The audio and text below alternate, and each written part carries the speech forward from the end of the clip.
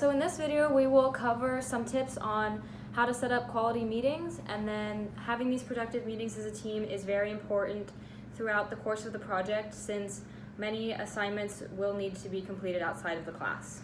And so the format of this video will be a sort of step-by-step guide in planning a group meeting.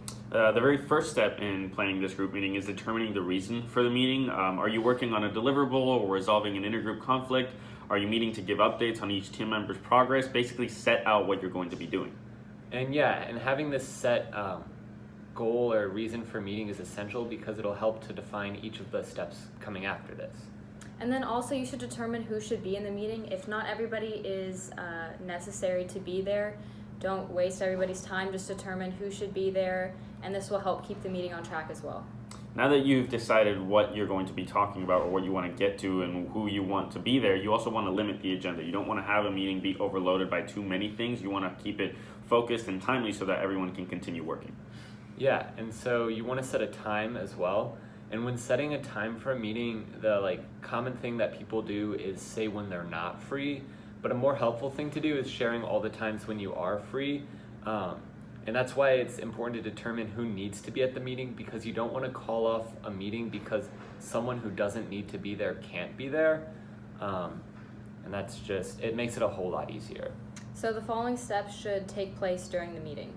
Step number 1 is obviously follow the agenda that you created before the meeting. Step 2 would be to manually or electronically record the meeting. Step 3 is providing focused proposals, so the proposal should be constructive and aid the teammates, and then it should be as specific as possible when creating it. Step 4 is make sure that the audience is engaged. If everyone at the meeting has to be there, make sure that they have a participatory role of them. Ask questions, allow them to share their own ideas, basically get them motivated. And so finally, you want to assign tasks. So if your agenda involves planning the next steps in your project, make sure that someone is accountable for each step of the project. Accountability is super important in a project such as the ProMod one, because you can't afford to fall behind schedule because it's a semester-long thing. So make sure that everyone knows what they're doing and when they need to do it by. And then after the meeting, you should check the notes and make sure that everything needed to be covered, and also make sure that they're accurate so each team member can refer to them after the meeting.